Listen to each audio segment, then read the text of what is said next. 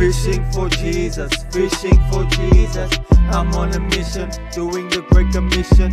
Fishing for Jesus, fishing for Jesus. I'm on a mission, doing the Great Commission. Fishing for Jesus, fishing for Jesus. So we'll touch on mental transformation. So there's three things that I want to touch on, which is why is it important? Why is mental transformation important? What impact it has on our behavior, and why I think what I think, even the thoughts that you just thought.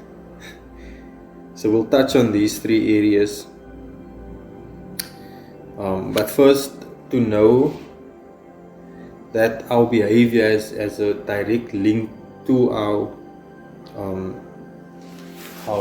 mentality. Our behaviors has a direct link to our mentality, and our mentality has a direct link to our belief system.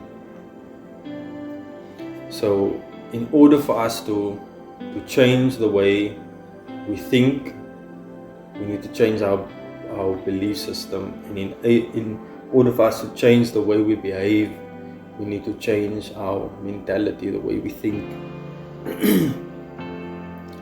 So just to paint a picture, if we think of when you came into this world, you were basically like not just like a blank page, but like a blank book where nothing was written on. Each and every person, when they come into this world, they know absolutely nothing. In fact, they don't even know who they are. You come into this world without knowing anything. You don't know your environment. You don't know anything about yourself. You don't know anything about your life. But the important thing is this. What I'm saying is that you come into this world and you're like a book that was not written in yet. So it's blank. And every single person, whether it be from your parents, your siblings, your friends, your teachers, every single person that had an impact of who you are. They basically told you who you are, from your parents right down to your teachers. Every single person that played a part in your foundational years of your life. And the foundation is very important. And when I say the foundational years of your life, I don't just mean the foundational years which is from your early childhood, but I mean the entire period where your character is being formed. Every single person that had a direct impact in your life, which is your parents, your grandparents, your siblings, your friends, your teachers, all of them, they basically tell you who you are. From your, like I said, when you come into this world, you're like a blank book.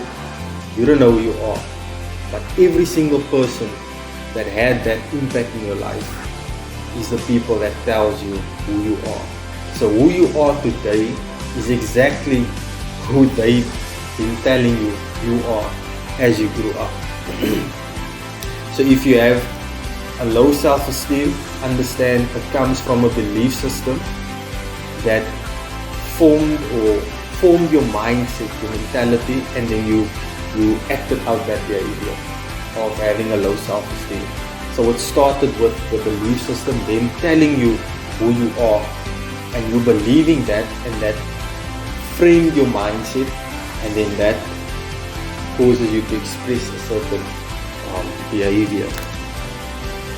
So it's important to understand the foundational period of your life, to really think to yourself, when you do act a certain way, try and think back, why is it that you're acting this way? So when I say that they formed you in that period of your foundational period, when I say a certain belief system, I'm specifically referring to your limitations is what they set your limitations. When you come into this world, you basically have no limitations. You don't know of any boundaries, and that's why we find children will always push as hard and as far as they can. If you set the boundary and tell a child, don't do this, don't do that, that child is going to go and do that and try and test the boundaries to see how far they can go until you rope them back in. And that attitude or that behavior, let me rather say that behavior, is a part of their nature. The fact that they don't believe in themselves, that is not a part of their nature, but that is a thing that is a belief system that was developed over time. It's not who they are, but it's what they became. And who they are is really the person that is always trying to test the limits. And it's the parents, it's the teachers, it's the friends, it's the crowd that they find themselves in that sets their limits. So if you sit in a crowd that don't believe that they can achieve great things, they are setting your limits. The more you spend time with them, the more you become like that, and then you have the same limitations that they have. And when I say that it's the nature of a person, when they come into this world, we test the boundaries. We can directly trace it back to our father of old, and our mother of old, which is Adam and Eve. God set the limits, the boundaries. You can eat of any tree in the garden, but of the tree of the knowledge of good and evil you may not eat. And then what? And then Satan comes, whispers in their ear, and all of a sudden they're wanting to test this boundary. So they test the boundary, and then obviously we know what happened. And God created man in his image and according to his likeness. But after Adam and Eve ate of that tree, you'll find that the scripture says that Adam had a son according to his own likeness. So no longer was it God's likeness, but now it's the likeness of Adam.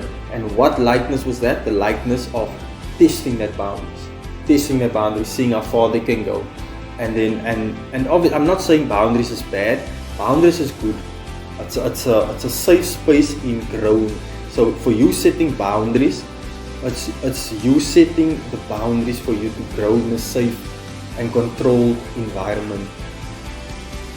But if you are to think of it, when you come into this world, if you look at a child, obviously you can't remember when you came into this world, but you can look at children and learn from them that they have no limitations. They'll literally do what, if you were to leave them, they would catch on a whole bunch of stuff.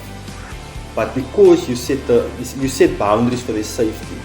But now as they grow, sometimes because there's limitations on the parent's life, in their belief system, so they filter that type of limitations down to the child. So now the child themselves don't think they can achieve, they don't think they can do this, because it's the type of limitations that the parents have set. Instead of setting boundaries for them to learn how to do things, now they're setting limitations for them to learn not to do things. So it's important to understand why we think a certain way, why we do what we do. But I'll just break down this few points which I spoke of, which is why is transformation so important, and then how does mental transformation impact my behavior, and why I think the way I think. Fishing for Jesus, I'm on a mission, doing the great commission. Fishing for Jesus, I'm on a mission, doing the great commission. Fishing for Jesus.